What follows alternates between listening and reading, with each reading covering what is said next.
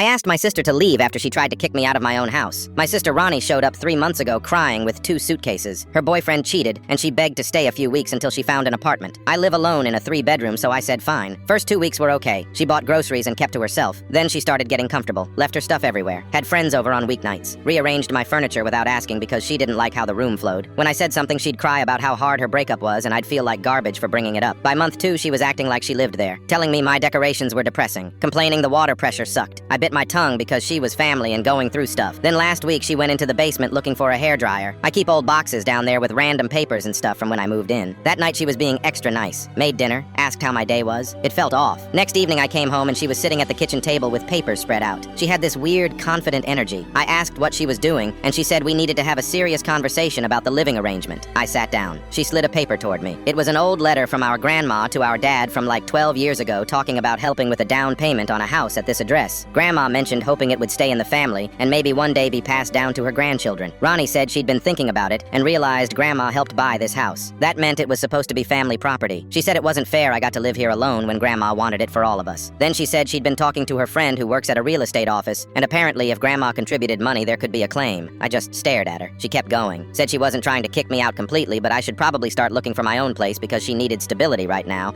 and this house was technically partially hers. She'd give me till the end of the month. I asked if she was being serious. She got defensive and said she wasn't trying to be mean, but facts were facts, and maybe I should have told her about Grandma's involvement from the beginning. I went upstairs and grabbed my folder from the closet, came back down and put my mortgage papers on the table, the deed with only my name, the bank statements showing I'd been paying the mortgage for 4 years. I told her Grandma gave Dad $2,000 toward the down payment as a gift. I paid the other $18,000 myself. I paid every single mortgage payment. The house was 100% legally mine. Her face changed. She picked up the deed and read it, started saying her friend must have misunderstood. I said her friend didn't misunderstand anything. Ronnie made an assumption based on an old letter and decided she could take my house. She backtracked fast, said she wasn't trying to take anything. She just thought maybe we could share it since we were both Grandma's grandkids. I told her 30 seconds ago she gave me a deadline to move out. She said I was twisting her words. I told her to pack her stuff and be out by morning. She immediately started crying, said she had nowhere to go and I was being cruel over a mistake. I said the mistake was trying to kick me out of my own house. She said she'd pay rent and we could forget this happened. I said no. She already showed me what she'd do the second she thought she had power over me. I wasn't living with someone who'd try to evict me. She called our mom, sobbing. Mom called me an hour later saying Ronnie was just confused and I was being too harsh. I asked Mom if someone tried to steal her house, would she let them keep living there? Mom said that wasn't the same thing. I said it was exactly the same and hung up. Ronnie packed that night, kept slamming things and muttering about how I was being dramatic. She tried apologizing at the door, but it sounded more like she was mad I didn't fall for it. She left around 11 with everything stuffed into garbage bags. I changed the locks the next day. Cost me $80, but I wasn't risking her still having a key. She texted me 3 days later saying I ruined everything over a simple misunderstanding. I didn't respond.